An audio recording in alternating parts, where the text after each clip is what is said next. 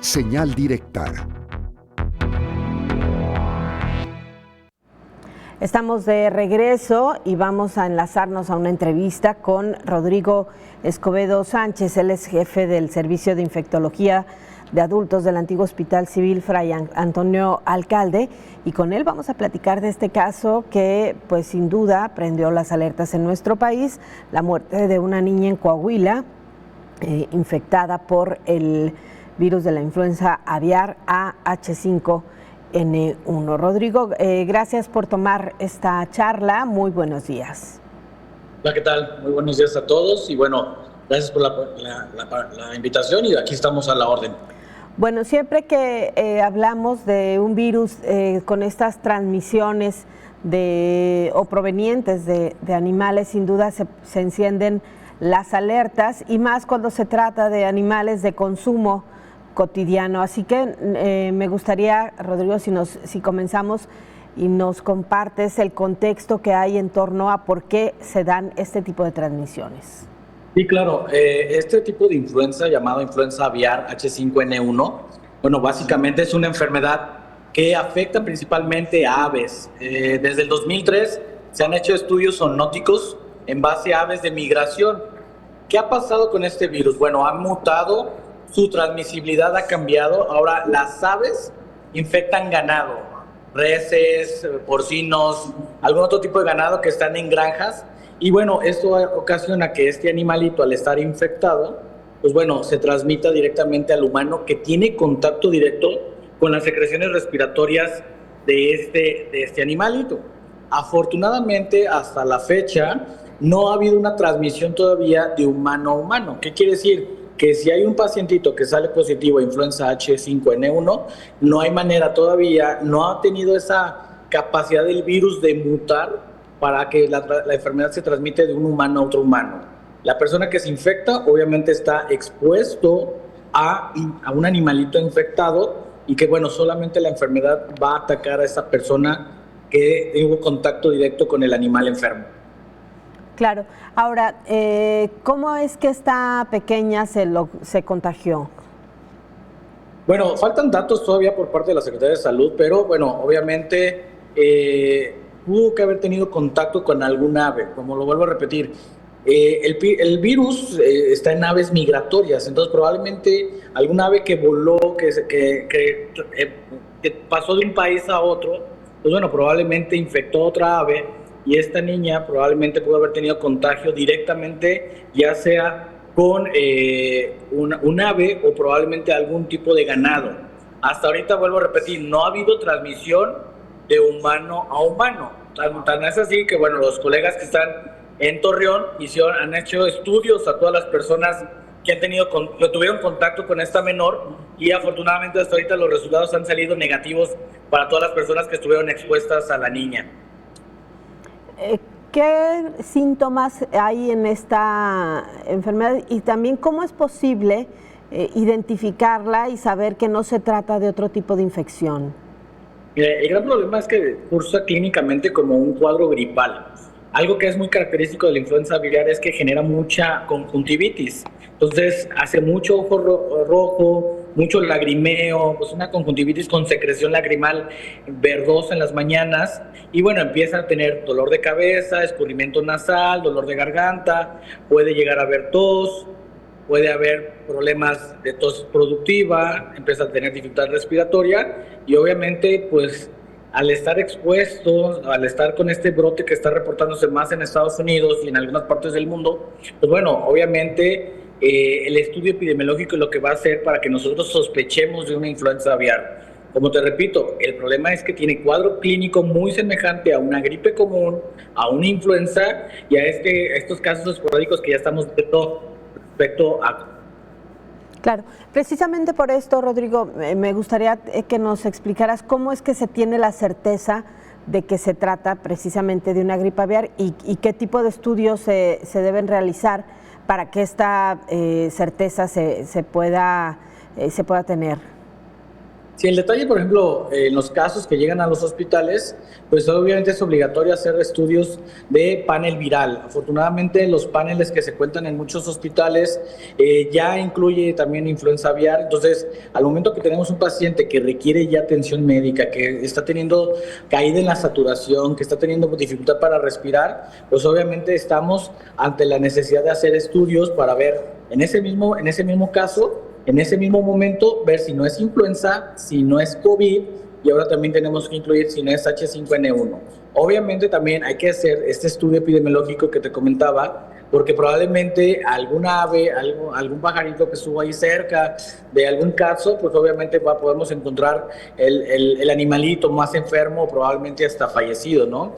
Pero sí, obviamente por esta situación tenemos que estar muy al pendiente. Y te repito, el año pasado en Estados Unidos hubo 49 pacientes en los cuales, pues bueno, obviamente al haber aves, al haber ganado enfermo, bueno, se estableció hacer el panel a toda persona que tenía este factor de convivir con los animalitos, como granjeros, ganaderos, que están alimentando aves, que están limpiando jaulas. Pues obviamente en un problema respiratorio, pues obviamente está inminente hacer la prueba. Entonces, pero sí dejar la tranquilidad que afortunadamente el virus no ha tenido esa capacidad de que si una persona está enferma, se detecte en otra persona. Se hacen pruebas moleculares por medio de, es como cuando nos hacían las pruebas de COVID, las pruebas de influenza, es un hisopado nasal, un hisopado faríngeo, y bueno, se hace una prueba molecular que probablemente en 100, 120 minutos podamos tener el resultado ya sea positivo o negativo, y obviamente hay paneles que nos pueden hacer hasta 10 diferentes tipos de virus. Claro. Oye, Rodrigo, entonces con esto que nos mencionas también, por la forma en que se da el contacto, no hay riesgo en el consumo de carne de ave, por ejemplo. Desde el 2003 se ha estado reforzando los controles de calidad en toda la carne, en todas las aves, pollo, en los cerditos, en las terneras. Se están haciendo los controles adecuados. Obviamente, imaginemos que al momento de una granja, al haber más animalitos enfermos, pues obviamente eso hace una alerta para que también instituciones encargadas de la agricultura, de la ganadería, pues estén pendientes de esto, ¿no? Entonces, tenemos que tener la certeza de que los alimentos que consumimos probablemente no vienen de un lote o de una manada o de un grupo de animalitos que estén enfermos, porque te vuelvo a repetir, desde el 2003 se hacen los controles de calidad a todos los ganados con respecto a que en granjas, en la ganadería, se haga el screening adecuado para todos estos animalitos que puedan estar enfermos, porque obviamente cae uno, caen varios al mismo momento de la enfermedad en los animalitos. Entonces eso hace un foco rojo para que se invite a las autoridades a hacer las pruebas pertinentes y con ello tener la certificación de que lo que podamos consumir pues realmente esté seguro al momento de ello, ¿no? Claro, pero mi pregunta iba en el sentido de que si se descarta que el consumo de carne pueda implicar un contagio, es decir, al ser humano solo se le transmite por el contacto con las secreciones nasales. Obviamente, por los controles de calidad se supone que no debería haber carne infectada, pues. Entonces, sí hay casos, sí ha habido algunos casillos esporádicos en los cuales al consumo de esta carne de un animalito enfermo, pues obviamente sí se puede transmitir, pero es menos del 5%. Realmente el contagio que podemos enfermarnos de influenza aviar, básicamente es el tener contacto directo con el ave enfermo. Pero, digo, lamentablemente los virus siempre buscan la manera de abrirse camino y de infectar y obviamente de alojarse en algunos tejidos. Entonces, esto obviamente también invitar a las autoridades correspondientes para que se esté monitorizando adecuadamente la carne que llegamos a consumir. Claro, sé que esto también entonces ya escapa del área de salud, que tiene que ver más con otras autoridades, pero en el caso de esta pequeña es importante entonces que se revisen los antecedentes para conocer el origen del virus. Sí, como te decía, tenemos que ver claramente el estudio epidemiológico alrededor de su vivienda, de la escuela, de dónde convivía la niña, para poder conocer realmente si estuvo expuesta a este virus o no. Vuelvo a repetir, probablemente un ave voló, llegó a su casa y bueno, ahí probablemente infectó otro animalito, otra ave, o algo, a lo mejor no sé. Yo desconozco ahorita realmente si donde ella vivía la niña, pues realmente había vaquitas, había cerditos que pueden estar enfermos con influenza aviar. Me faltaría ese estudio epidemiológico que te comento. que podrían ser transmitidos también a animales que son más comunes en las viviendas, animales domésticos como perros, como gatos, ¿se podría contagiar? Todos los estudios que ha realizado la OMS y el CDC hasta ahorita solamente se ha centrado, no se han detectado pues en otras especies. Básicamente son animales de granja en donde se está haciendo el screening, y de los que hemos tenido el reporte de humanos enfermos ha sido por el contacto directo con ganado. No ha habido reportes de que el gato, que el perrito, estas mascotas más comunes de tener todos en casa, pues obviamente no ha habido estudio, no ha habido reporte de que estos animalitos lo puedan contagiar. Entonces queda muy claro que son las aves las que infectaron a ganado, y hasta ahí se ha quedado el virus. No ha habido esa posibilidad, probablemente por las condiciones del organismo de cada especie, de poderse replicar en otro animalito o en los humanos. Claro. ¿Qué tan comunes son las transmisiones a humanos? Es decir, tenemos un caso, ha habido mucha atención sobre este caso de la pequeña, no conocemos tanto que haya ocurrido o no se ha estudiado tanto. No, hay infinidad de estudios, te repito, desde el 2003 la OMS y el CDC han hecho estudios, y hasta ahorita, desde 2003 a la fecha, que ya son casi 12 años, 20 años, perdón, más de 20 años, realmente no ha habido transmisión de humano a humano. No ha tenido esa facilidad del virus, o no ha tenido esa mutación de poder infectar de un humano a otro humano. Solamente se queda ahí. Obviamente el humano va a depender de su sistema inmunológico, que obviamente este virus puede generar neumonía, insuficiencia respiratoria, falla multiorgánica que lleva a la muerte a los pacientes.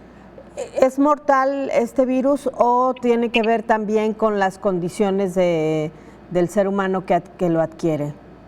Hasta ahorita la letalidad va en el 50%. Que una persona que se infecta con influenza aviar tiene ese 50% de sobrevivir y un 50% de fallecer.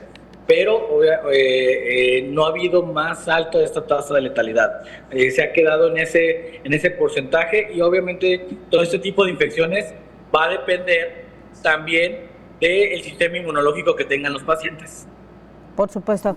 Rodrigo, muchísimas gracias por toda esta información y que ayuda mucho, pues sí, a estar alertas, informados, pero también pues a que no exista de alguna manera pues temor de que esto podría crecer, ¿no? Y que podría ser una transmisión entre personas, ¿no?